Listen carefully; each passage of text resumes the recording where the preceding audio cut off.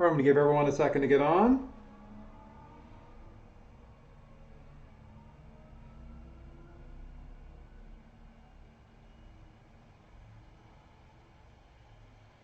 As I see if mine is working.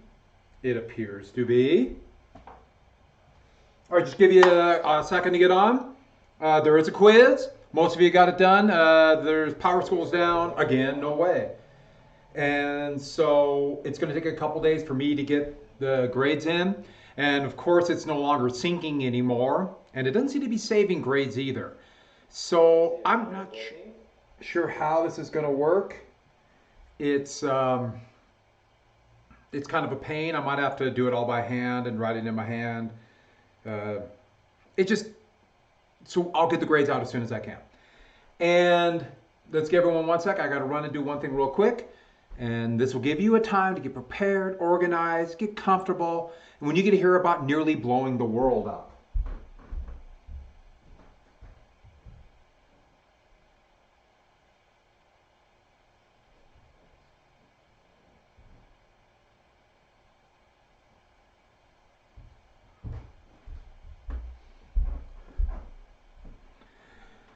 All right, so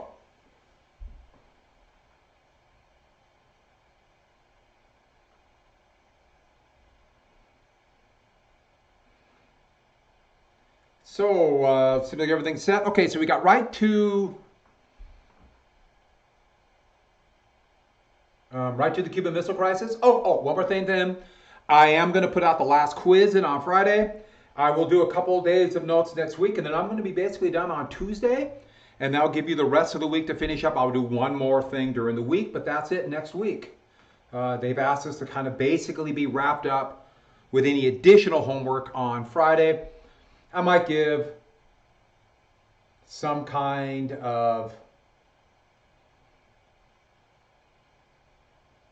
assignment with those notes. I don't know, but I think probably just hand them in.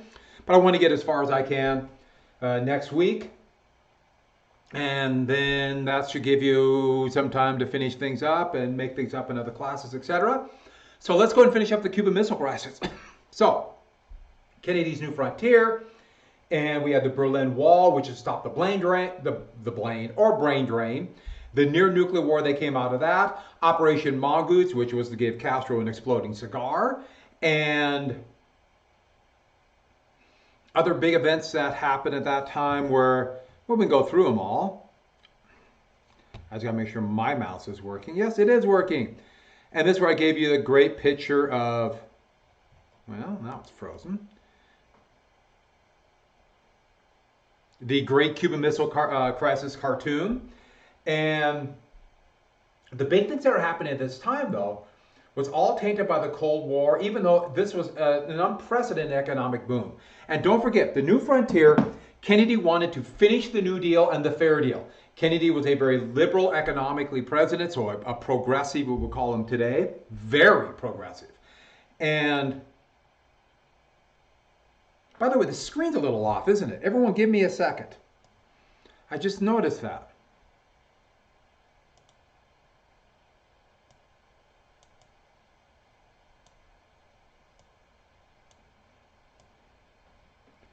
Hopefully that's better. That's weird. I didn't even change anything. Well, whatever. But Kennedy was not very successful getting things through Congress, and so let's go ahead. Oh, do you like that picture? The picture of it of all the different scenes going in. I want you to look into this for a few minutes, and you look into eternity. All right, that's enough. So U2 spotted that. They had a couple different options, but they decided on a quarantine. And the original plan was to stop the Soviet ships about 200 miles away. They moved that to 100 miles away from Cuba. And that was the original plan. So the U.S. Navy went out there. They gave them a couple days to do that. And then Kennedy, who has been maybe faking an illness, came out on the 22nd, so 10 days after, or 8 days after the U-2, illegally, remind you, but still the U-2 saw these missiles.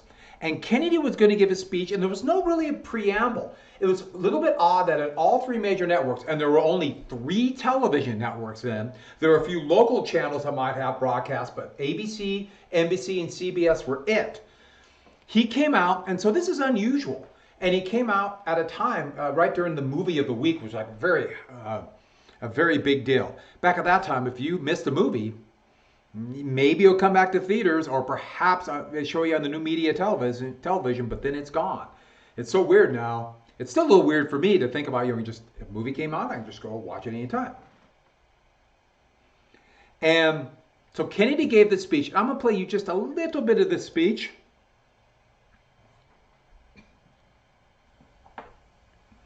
On October the 22nd, 1962, President Kennedy made a special television broadcast from the White House to the American nation. Good evening, my fellow citizens. This government, as promised, has maintained the closest surveillance of the Soviet military buildup on the island of Cuba. Within the past week, unmistakable evidence has established the fact that a series of offensive missile sites is now in preparation on that imprisoned island. The purpose of these bases can be none other than to provide a nuclear strike capability against the Western Hemisphere. So clearly that was the reason, but Kennedy was totally wrong. These were not offensive at all. In fact, most were liquid fueled that could only be slowly refueled right before they were actually launched, which is by, and so they were actually purely defensive. Kennedy was operating completely upon this idea that this was a Soviet aggressive move, much like what happened with the Berlin Wall. Even though in reality, this was pure defensive and almost desperate. It gives you an idea how desperate Khrushchev and Castro were when they allowed for missiles, because they totally were not thinking about how the United States would react. And so then they announced a blockade. But remember, the New York Times called it a blockade. All newspapers did, but everybody knew it was a quarantine. And the first Soviet ships were stopped by American naval vessels on the 24th. And basically what happened in those 2 days, all over, well, at least outside of China and the Soviet Union or behind the Iron Curtain, but every place else, especially US, Western Europe, Canada, Japan, Australia, these countries were told, basically, nuclear war is inevitable. And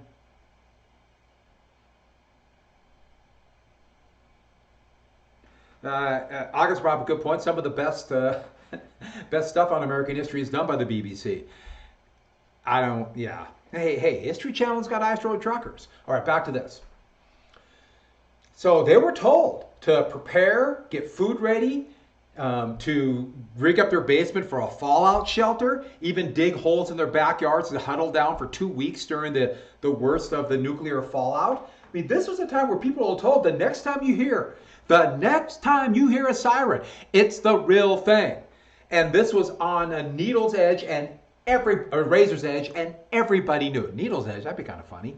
But so when the first Soviet ships arrived, this was, already the whole world is at an absolute panic. And the Soviet Union, Khrushchev realized right then, without a doubt, oh no, I think I went too far. But now he can't back down. He can't back down. This is why Kennedy, not going to Gromyko when he had a chance to stop this before it got too big, he blew a golden opportunity. But the first ship arrived, and the Soviet ships, and supposedly these are components to guided missiles. They probably were.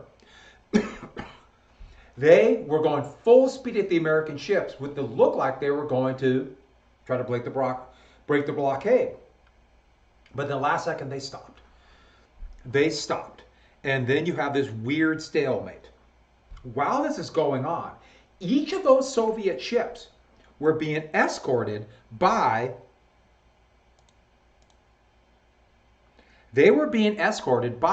a Soviet submarine.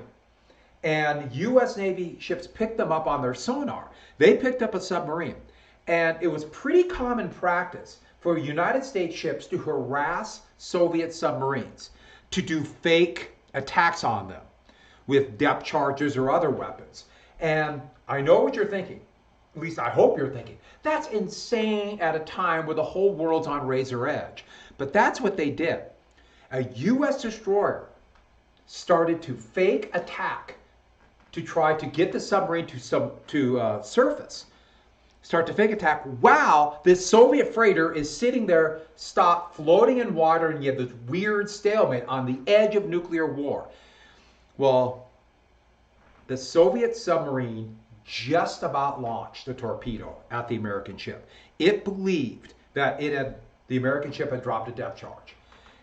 Depth charge is basically an explosive that they dropped off of ships or by planes, and the idea is they'll sink to the level near a ship and then explode, and the concussion wave will destroy the submarine. A horrific weapon. And they thought, and so they were going to launch a torpedo. This torpedo was nuclear tipped, and at the last second, the executive officer stopped his hand before they did it and said, let's wait and see if they did. If they would have launched that torpedo, well, you wouldn't have to worry about the quiz on Friday, that's for sure. It would have all been over. The U.S. Ship would have been hit by a torpedo. Kennedy would have felt like he had no choice but to bomb Cuba. That would escalate to nuclear war, and it's over. But fortunately, it didn't happen. Also, on this day, well, no, let's get to another one then. So, 2 days later, I didn't have a picture for this, but 2 days later, on the 26th, well, actually, I'm going to save this story. I'm going to come back to this story. There were also 3 different ways that, actually 4 on one day, October 26th, 4 different times during that one day that they could have blown the whole world up. 4 different times.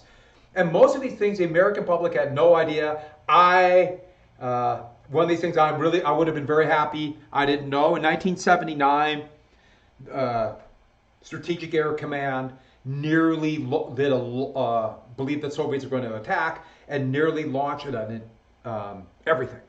everything, and would have blown up the world. It was the middle of the night, and I had no idea. I was sound asleep, I'm sure, and I'm really glad I didn't know. So this is another one. I'm really glad we didn't know. So everybody is on a razor's edge. I will tell you this story maybe at the end of the day. And so on October 28th,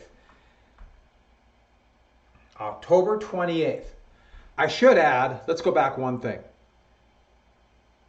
Khrushchev finally did send a radio message, realizing that they're on the brink of nuclear war.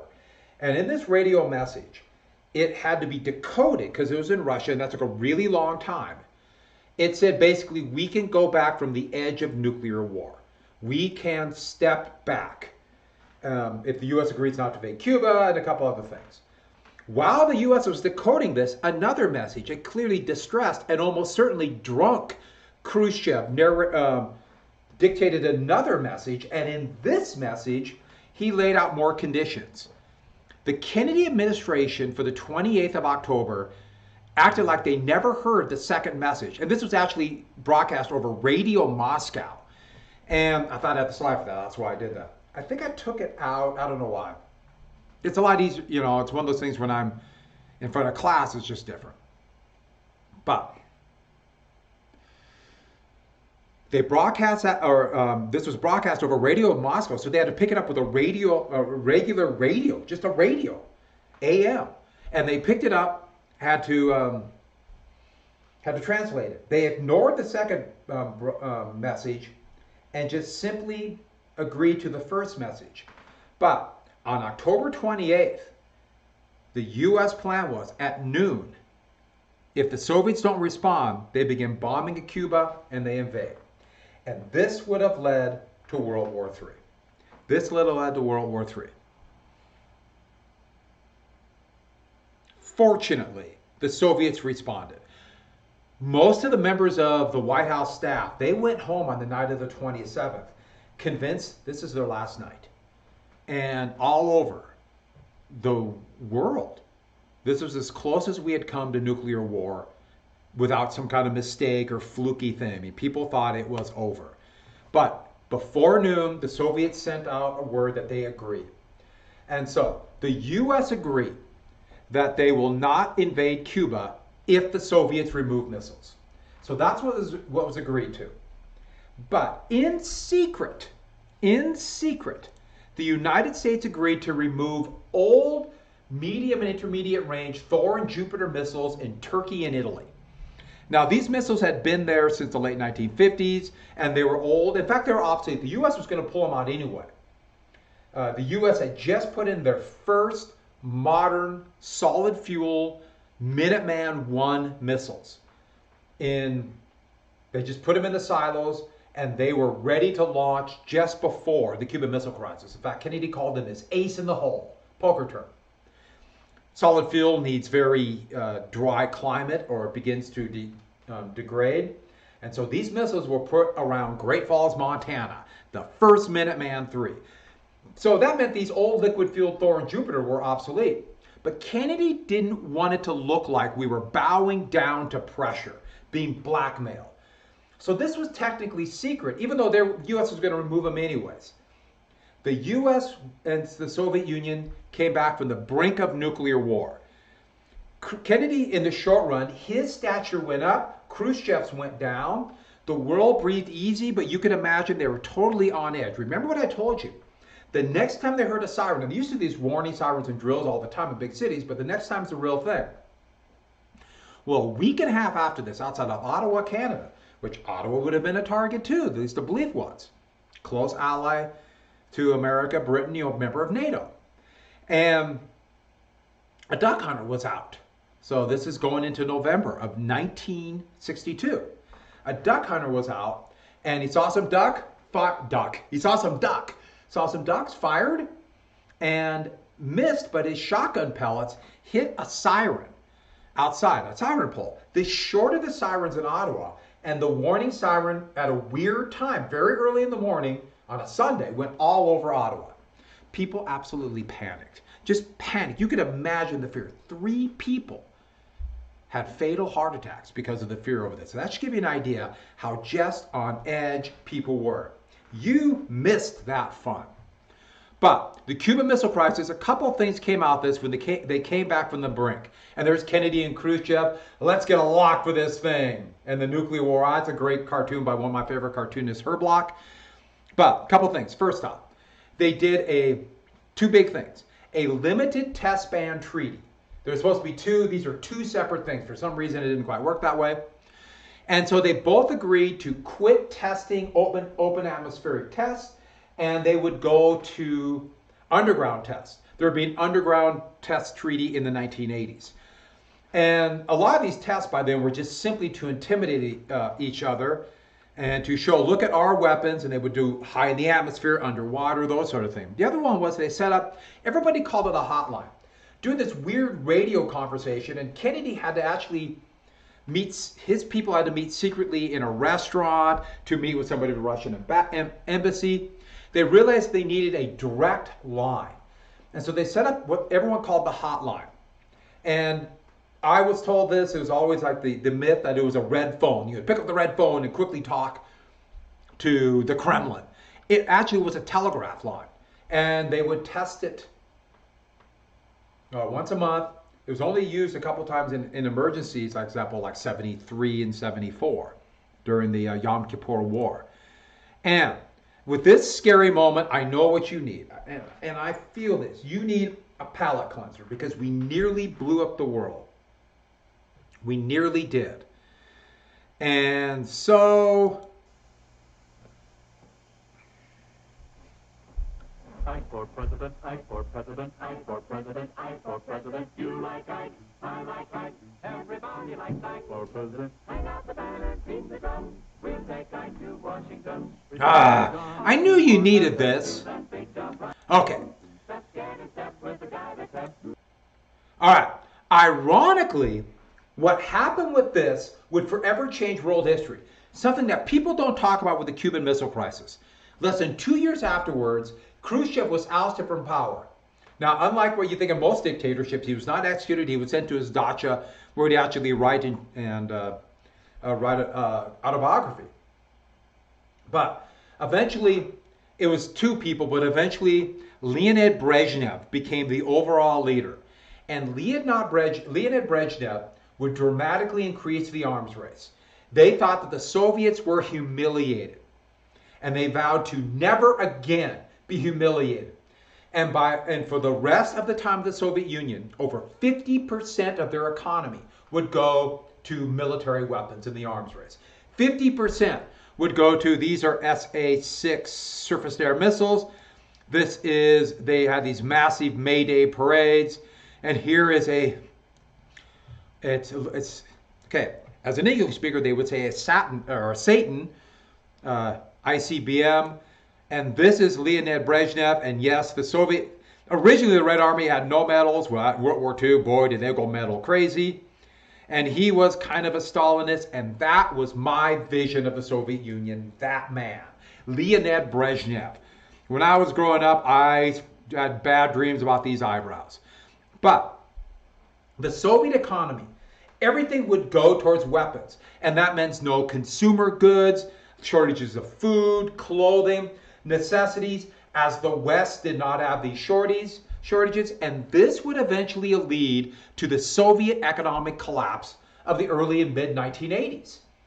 And so the Soviet Union, once they committed to full-out total war and tried to maintain this police state with a totalitarian police state with fear of the United States, would lead to its end, its doom.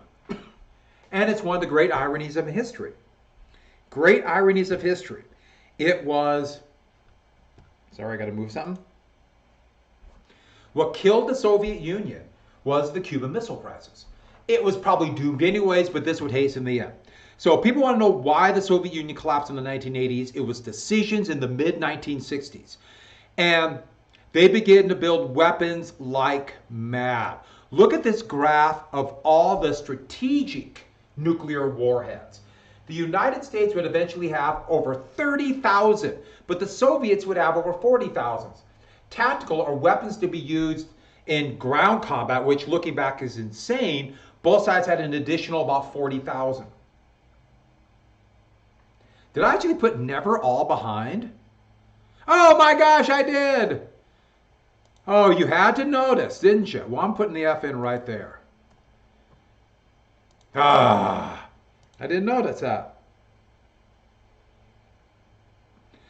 But big thing about this was both sides by the mid-1960s could destroy the world hundreds of times over.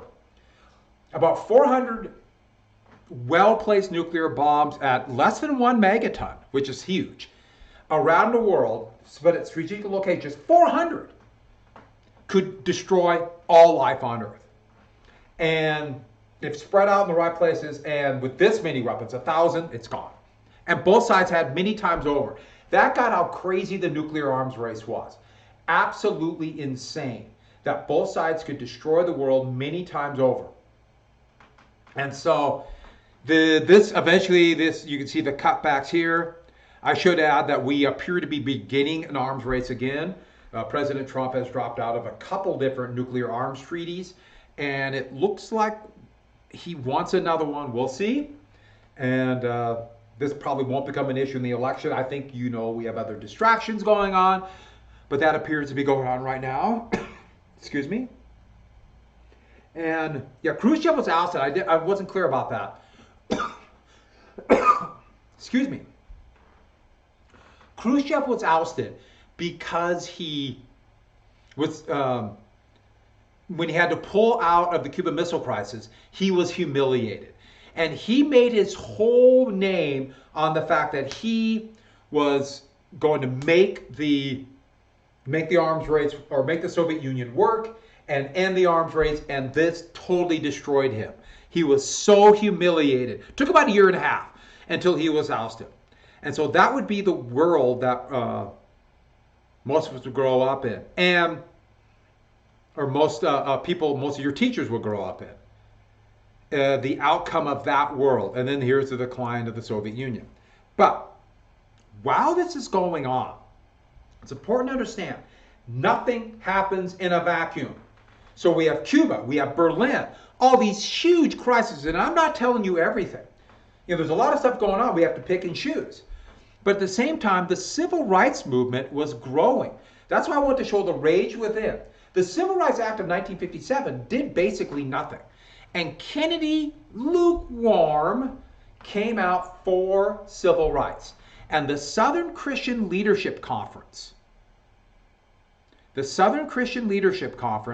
along with the Congress of Racial Equality and a couple other groups, they began to organize attacks on Jim Crow, which was legal segregation, white only or black only stores, facilities, etc. And so they began to establish civil disobedience, which I talked about in The Rage Within, to disobey unjust laws.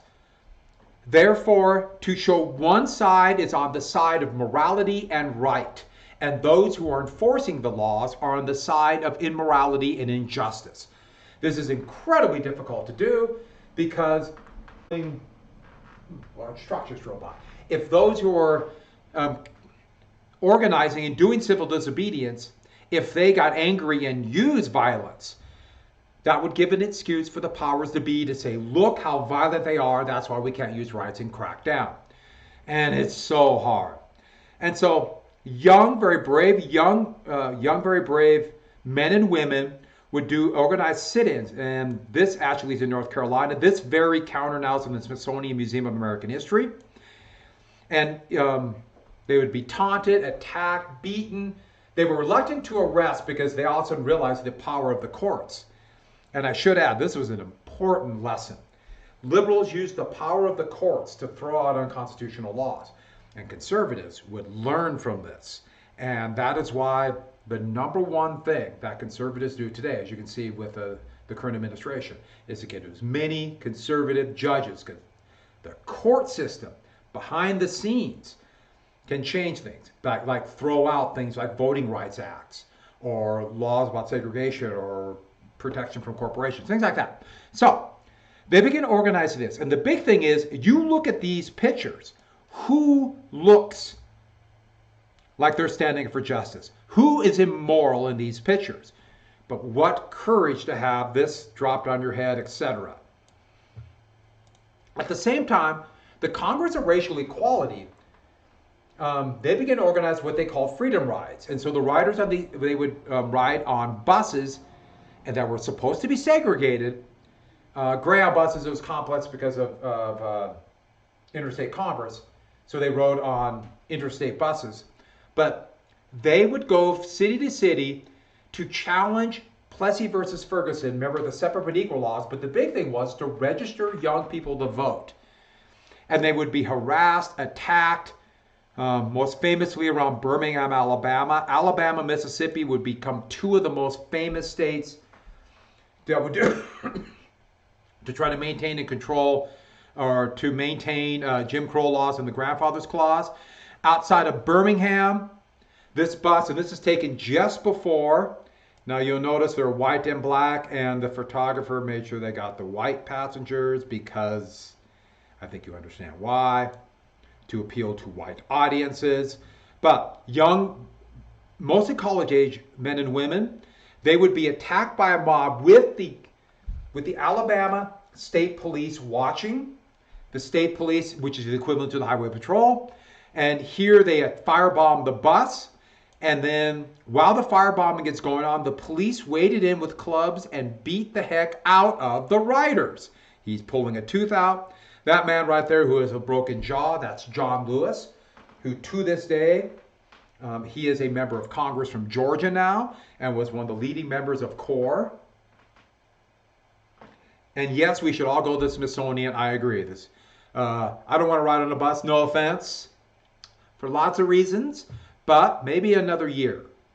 George Wallace was the segregationist governor of Alabama. And he would make a name for himself by standing up against school integration. In fact, his famous statement was he would stand at the schoolhouse door and not allow black students into a school that's all white. And his inaugural address for governor, I think you can read it there if you can't see it. It says segregation now, segregation tomorrow, segregation forever. And here he is standing up, you'll notice, Interesting way to put it. This is to Assistant Attorney General, then a future Attorney General for Lyndon Johnson, Nicholas Kassenbaugh, and he is telling him, or he's saying, I will not obey federal court orders. Black students will not be allowed into the University of Alabama. And that was in 1963. And George Wallace would become the symbol of fighting against civil rights. And like virtually all Southerners, at least in the Deep South, he was a Democrat, but he showed that conservative wing, and it would be him, and wrapped around him would become the beginnings of the next generation of Southern conservatives who would be Republican. And so with that, Birmingham, Alabama, the fights over integration would be huge, and all of this in 1963. There'd be marches against Jim Crow. The police attacked them in here with guard dogs. This is a terrifying picture of sicking guard dogs onto peaceful marchers. Here with fire hoses. And if you know anything about fire hoses, you know, the water is not coming out with a nice little trickle. This can rip and tear apart skin. This was torture. And this was to stop. This was to stop this, the civil rights movement from really getting going. But the problem was, who looks like they are moral? Who is standing up for real justice? Who is standing up for what Americans want to believe they are? Now, the complexities of racism aren't necessarily being attacked. This is, you know, they're standing up against laws that segregate the public. But I should add that this is going to be on television. Television is exposing what happened. And I'll jump right to here. And all of this is culminating with a march on Washington. That was began organizing in 1962, a march on Washington for jobs and freedom. Back in the 1940s, A. Philip Randolph, who did the Double V campaign, wanted to do a march on Washington, D.C. to promote ending Jim Crow. Well, Kennedy had promised a Civil Rights Act to really end Jim Crow laws, but it was stalled in Congress, and Kennedy was not pushing it at all. Kennedy did not want this to become an issue before the election of 1964. And so Kennedy talked a good show, was hesitating. For political reasons, it's one of the complexities of politics. So the SCLC combined with CORE, and with labor unions, especially United Auto Workers. But the CIO was really involved in this. Probably the biggest organizer was Walter Reuther, the head of the United Auto Workers. We watched that video, The Job at Ford, and also about labor unions, and they had Victor Reuther, his brother, who was also one of the labor union leaders, whose jaw, you see his kind of mouth move weird because he was beaten nearly to death by Ford thugs. But this job on March on Washington was going to coincide, it's 1963, the 100th anniversary of the Emancipation Proclamation, and it was to push Congress and President Kennedy to carry out what they had promised, a Civil Rights Act. And that's how change happens. Change will not happen unless those who make the decisions, aka politicians, are what we call uncomfortable. And this made them uncomfortable. And so a series of speakers, most famously Martin Luther King, who was the head, even though it was very much a collaborative effort, but since he was the spokesperson, he gave his speech. And in this speech, he laid out that we need economic, political, and legal equality. They go hand in hand, and he really emphasized the economics of it. Unless you have equal job and education opportunities, business opportunities, housing opportunities for all Americans, you'll never truly have freedom. You have to do more than just change a couple laws. Racism was that pernicious. But then he finished with one that everybody talks about. He had this shtick, and that was literally what they called it, where he would lay out, kind of go to this crescendo of someday we can all live in a society where racism, at least as we know it in the United States, does not exist. We can have a society where poverty will be addressed. And he laid this out where all people will be truly equal. And this is the stick he mentioned. I should add that. So he had ended speeches with this all the time. And it was great. People would cheer because he was a brilliant speaker. And his friends would kind of roll their eyes and say, oh, here comes that shtick again. But here it is. And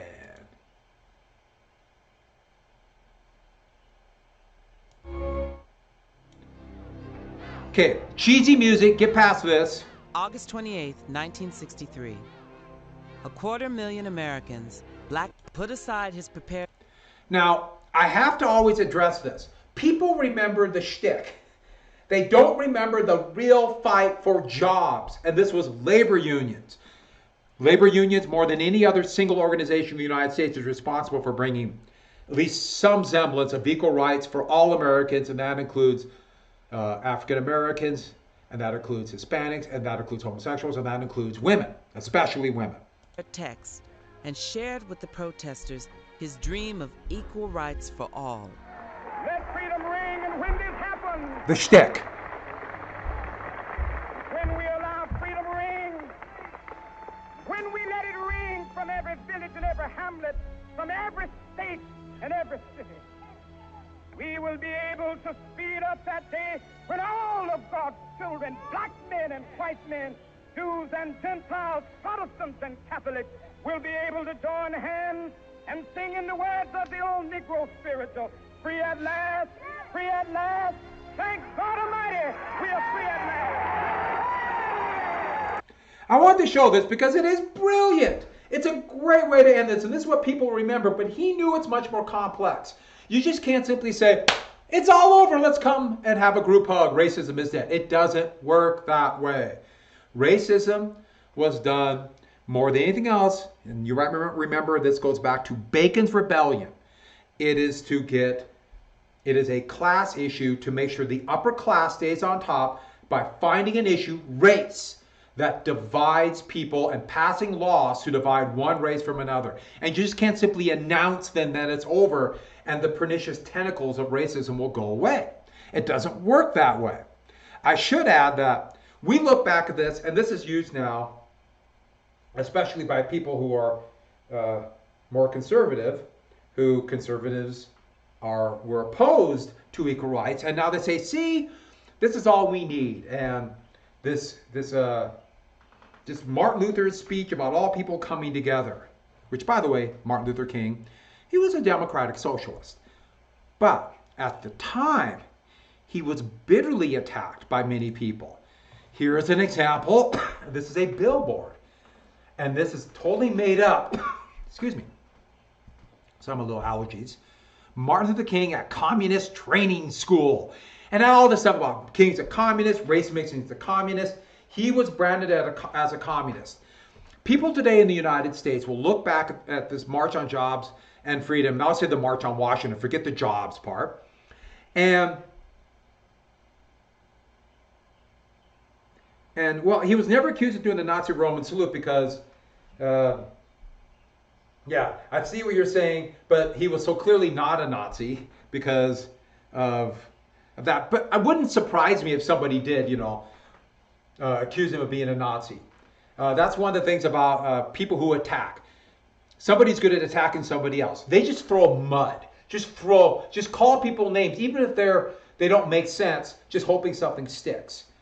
I mean, the idea of saying that Nazis are like socialists because they have the word National Socialists is so insanely stupid. But people do it all the time because they're just trying to find mud and throw things at them. But look at this poll. This is a Gallup poll. I have a few of them on there. And this is the beginning of what we're going to call a conservative backlash against the civil rights movement. And so here's August 1963, and 60% of Americans, the vast majority of white Americans, were uncomfortable, opposed, unfavorable to that March on Washington. Here is the feeling in 1961, sit-ins and freedom riders, they call them freedom buses. 57% said it hurt chances for African Americans to get equal rights. And demonstrations by African Americans, 60% in 1963, 74%. Now you might say, wait a minute, what about African Americans? Wouldn't they be for it? These were telephone poles. And because of years of entrenched racism, most African Americans didn't have phones. They couldn't get this information. The civil rights movement was unpopular amongst whites. And not all whites, but it was much more than you think. So everybody, sorry about that. And so with that, it really looked like, going into the summer of 1963, that the New Frontier had failed. The civil rights movement, to many whites, was going too far. To many African Americans, it was not succeeding. There were a series of attacks and protests. Here is one that is a cross that was burned by the Klan in front of Martin Luther King's home. Remember, he had crosshairs on his face, on his head the whole time he was alive. Here's the March on Washington for Jobs and Freedom. And Kennedy, going into 63, his popularity was tumbling. It's a very interesting thing. Kennedy's personal approval was very high. He was a very popular man. His image makers were very good about this, even though I should add, and this is kind of funny, remember, he was on this whole cocktail of chemicals and amphetamines from Dr. Feelgood. Oh, got another question? Yeah, the arm moving. Yes, he did have some of that. I have never seen that, but it wouldn't surprise me that someone would have criticized for them. And so Kennedy, desperate for success, was making the Civil War in South Vietnam a bigger and bigger deal. Remember what I told you. Eisenhower had started sending Green Berets, Special Forces, and other U.S. forces to support the South Vietnamese Army and their fight against the National Liberation Front, which everybody will soon call the Viet Minh. Here is a Special Forces, and boy, they love wearing the cowboy hats and the camouflage. That's slightly different camouflage, training South Vietnamese militia. And soon the U.S. Army is flying helicopters for the South Vietnamese Army. North Vietnam that's when the United States started equipping more South Vietnam. They began to send more supplies down south, most famously along a series of trails through technically neutral Laos and Cambodia. And the Laos would begin a horrible civil war too, with communist guerrillas, remnants of the Viet Minh. But the U.S. would call this informal trails and routes through Laos and Cambodia the Ho Chi Minh Trail. And the U.S. would spend billions of dollars, millions of tons of bombs to try to stop this trail and eventually trigger a horrific civil war in Cambodia. The U.S. would. Black blowback. Well, Kennedy made Vietnam an even bigger deal. And Kennedy, when he took office, there were about 1,500 advisors. When he left office, there were over 16,000 U.S. soldiers and airmen in South Korea. And the reasons he committed were these reasons. Number one, the domino theory. We know about that. Number two, Berlin. And Berlin, and by the way, the Grasshoppers, that's from the great country Joe McDonald song. Or I'm sorry, another song. LBJ, I Got a Letter from LBJ. Has the same thing about helicopters like grasshoppers. But domino theory. So they still bought the domino theory that somehow all of Southeast Asia will go and will have to fight to keep, I guess, the North Vietnamese from attacking the United States and defend the shores of Wyoming. Number two, Berlin. If we want to show that the United States will defend West Berlin, we have to show we'll defend our allies in South Vietnam. And so to look credible in Berlin, South Vietnam. Next, the Civil Rights Movement. As the Civil Rights Movement began to become more volatile, and there went from being a more, and that's why I showed that one poll of 60 to 74% disapproval. As more and more, especially white Americans, began to look at the Civil Rights Movement as just going too far, why can't they be patient? Which is kind of the reason why what Kennedy was telling various civil rights leaders, including Martin Luther King, just be patient, we'll get to it. To distract people from civil rights, or we want to get civil rights passed, he needs to look tough on communism. And that's why re-election in 64 was so important. He has to look tough. He didn't want the Republicans to use the campaign slogan, Kennedy lost South Vietnam. That Eisenhower made important, and the first American advisors begin to die training South Vietnamese soldiers in 1959. They weren't dying training. They would actually go out into the field with them, and they would actually be in combat. But a lot of this was secret. So Kennedy is making this a big commitment, and this can be his success. I can win in Vietnam and therefore show I'm tough on communism. So Kennedy is making this important. And more troops begin to go in.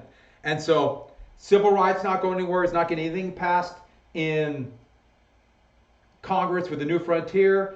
And the Cuban Missile Crisis is kind of gone, and we're back to the Cold War fear. He's winning in South Vietnam. And this is I have to address a myth right now. There is a belief, and people say this all the time, the more thoughtful and intellectual John Kennedy would have got the United States out of full-scale civil war in Vietnam, where the less thoughtful and less intellectual LBJ bumbled into this war. Intellectual and thoughtful means you think things out, you try to give yourself logic and answers, logical reasons to do things. Doesn't mean you're right about anything. I'm very thoughtful. Technically, I guess you could say I'm intellectual. Doesn't mean I'm right. Remember, don't forget that. Doesn't mean you're smart. Just means you think things through. But this is garbage. There's no evidence of that. Kennedy made this the linchpin of his re-election campaign. It's unimaginable that Kennedy would have turned around in 1965 and said, "Oh, I was just kidding. It's not that big deal and pull out. Not that big of a deal and pull out." No way. No way. Just look at his record when he was president. He waffled on civil rights. He would waffle on this. But anyways, the leader, mentioned before, Nguyen Diem. And Diem of South Vietnam was becoming more and more corrupt as years went on. The army, the United States would give him millions of dollars for the army. He pocketed a lot. Officers were picked on their political loyalty. In fact, officers were known for their incompetence and making a lot of money off of this. Cleaning up, by the way, that's the South Vietnamese flag in the background. And it's very much like the French flag for French Indochina, a terrible choice for flags. And his family was cleaning up and rich, and he was Catholic in a majority Buddhist country. And this angered a lot of even potential supporters of a government in the South. They were fearful of Ho Chi Minh, but they hated Diem because Catholicism represented collaborating with the French colonialists. But he's all we got. And beginning in 1962, protesting corruption of the Diem government, and these Buddhist monks are not necessarily pro-Ho Chi Minh at all, but they see how corrupt the Diem government is. And a number of them begin to do self-immolation, begin to cover themselves with gasoline and burn themselves alive. And this, I remember being told this was in a Buddhist way to protest. I don't know how much of that is true. That appears to be kind of made up. But these kind of scenes in the streets of Saigon, the capital of South Vietnam, protests in Diem government does not look like we're backing the right government. And at the same time, there are protests against them, and the National Liberation Front, the Viet Cong, was winning by 1963. They were winning. And pictures like this seem to show that we're backing the wrong horse, and the Viet Cong is winning. The Viet Cong is winning, and Kennedy is in absolute panic. He's desperate to make it appear like the Diem government is winning. In fact, he even talked about pulling 1,000 U.S. troops out, U.S. advisors out, to make it look like we're winning. We're pulling troops out, so we must be winning. It was a disaster, and the election is coming. That is why when generals who were upset, they thought that Diem's government was too corrupt and it's got to go or the cities will erupt against Diem, the U.S. approved a coup by South Vietnamese generals. Now these generals, just one sec, why is this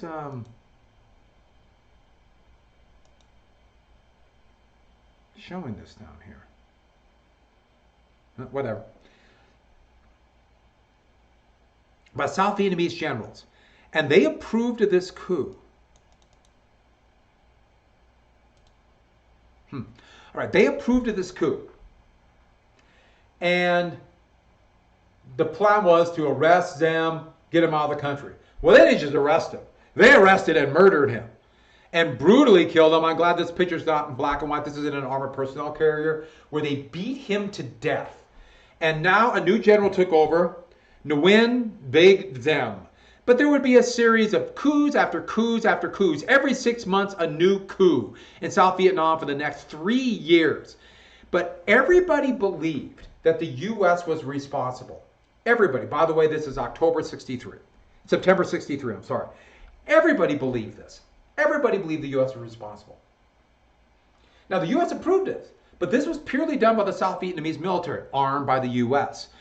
But now, the United States is stuck. They have to commit themselves with this entire series of military dictators. So a new dictator would come in, and they would just kind of rotate around.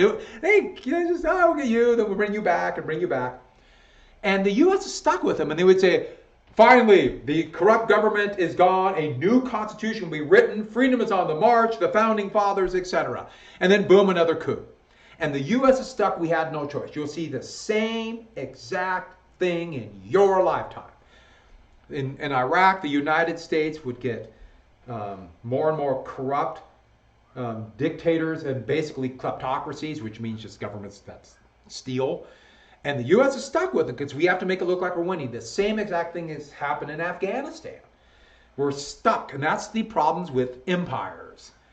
But Kennedy, who was very, very disturbed by this, a leader killed, this doesn't look good. Going into the winter of 63, Kennedy still had to make it seem like he's winning in South Vietnam. In fact, Kennedy's two biggest accomplishments, were a massive increase in military spending, and they tried to make it South Vietnam, and they hid the fact that the Viet Cong was winning in the countryside. And so when he went on a southern tour of the United States, because he needed Southern Democrats to vote who he knew were touchy about civil rights. The Southern Democratic Party, the whites, this was a conservative, racist group. And that's why when he went to Texas on the 21st, he was in Fort Worth, Texas, and then he made a quick flight. Yes, they're very close, but motorcades are much more dangerous. On November 22nd, 1963, in Dallas, Texas, on a campaign swing, Kennedy landed at Love Field in Dallas, was driving through Dallas, go through the Trade Mart, where he was going to give a speech bragging about South Vietnam and weapons. And on his way there, along the motorcade, he was assassinated. And, well, hit 2 different times, back of the neck and the head, and would die at the hospital. Very quickly afterwards, Lee Harvey Oswald was arrested. Oswald worked at the Texas School Book Depository, which is this big 8-story building along the parade route. And they all of a sudden found overwhelming evidence. He was a man who actually a former Marine, who was a very good shooter, a marksman a sharpshooter in the Marines. He wasn't a sniper, but he got the sharpshooter badge. He was, when he left the Marines, he actually tried to defect to the Soviet Union, was very much admired Castro, a very angry, bitter man, and they had overwhelming evidence that he killed Kennedy that night, that he was the assassin, especially after he killed a Dallas police officer trying to escape. There's so many things. The guy had no money. It's an incredible story. But what made this so shocking, and to this day riddled with conspiracy theories, just 2 days afterwards, while they're trying to remove him to the more secure county prison, Jack Ruby, a strip club owner, assassinated Oswald. And this was on live television. They were broadcasting this going back and forth of Kennedy's body being taken to state up to the Capitol to lie in state. They're going back and forth between that and Oswald being moved. The TV's going back and forth. This was on 24 hours a day for 3 days. And Ruby ran out and murdered Oswald. He always claimed he did it to save Jackie and the family from the hell of a trial. But you can imagine almost immediately, this sounds like a much bigger conspiracy, and there was a real fear that the Soviets might knock out U.S. leaders as part of a first strike with nuclear weapons. In fact, that's part of the reason why they got LBJ, Lyndon Johnson, the new president. They got him in Dallas. Boom, they flew him out of there as quickly as possible.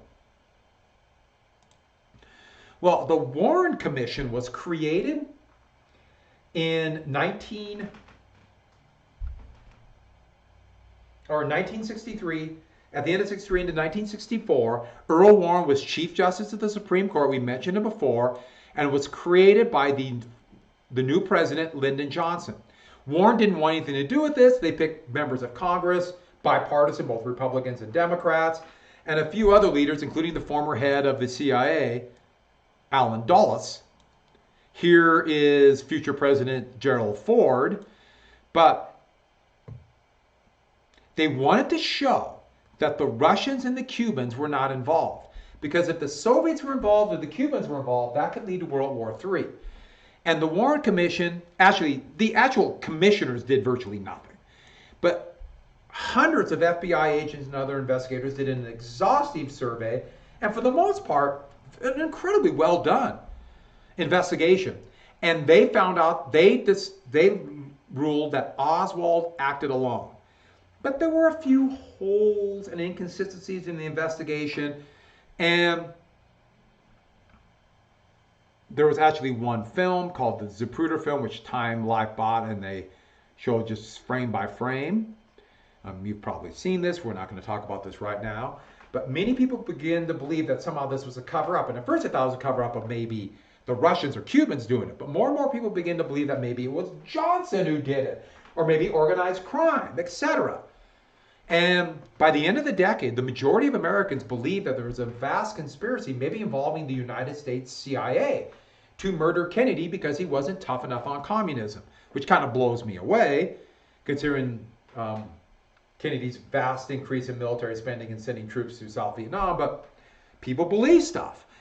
And then getting into Vietnam and all the events that happened in the late 1960s, it came to many people believe that Kennedy could have stopped this, if not for the CIA or Johnson or somebody killing him. To this day, the majority of Americans believe that there was a vast conspiracy to kill Kennedy, and not just Lee Harvey Oswald, this lone waif, killing him alone. In special topics, we were going to do this, the Kennedy assassination, but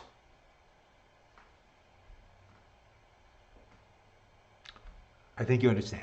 We kind of had to leave school.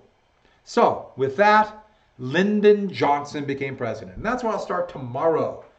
Lyndon Johnson. And so, I'm glad I got this done. That's a good place to go after the Kennedy administration. A lot of things happened. A lot of things happened in this administration. And it's always one of the great what ifs. What if Kennedy was not assassinated? But Lyndon Johnson, there had never been a president like Lyndon Johnson, ever in history. My plan is, my last day, I'm going to tell you a few stories about Lyndon Johnson, and it'll blow you away. But we'll wait that till next week. This week, I will finish up with Lyndon Johnson. Don't forget, there's a quiz that is due, the quiz from last week. And I told you there's some issues with teams in Power School, but I will grade them as soon as I can. But you have a quiz. Notes will be due. I'll sign that. If there's no more questions. YouTube did not like the music I played last time, so I'm a little reluctant to play music, but maybe I'll do some tomorrow. What do I think happened? Do I agree with the Warren Commission? Last question. The Warren Commission, they made a few mistakes, especially about timing, but there's never been one shred of hard evidence that it was anybody other than Oswald. Not one, ever, to this day. So and he had motive. He'd done a few things that make you believe that. I'll show you one more picture of him. That is the assassin's rifle. Why is this still?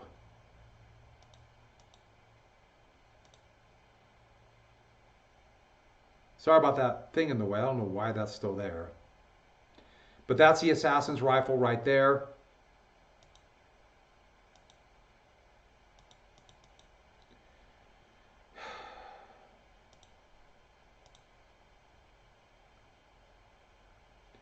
He took a picture of that in the back. He put down Hunter, a fascist. He's holding the Daily Worker, a communist newspaper. That's the rifle that killed Kennedy right there. It's in the National Archives now.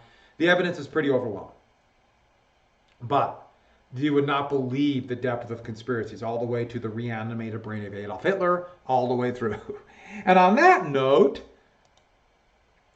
by the way, that's a good thing for special topics, to go through all the conspiracies and then talk about this, because most people to this day still believe there was a conspiracy. So on that, if there's no more questions, I will see you about the same time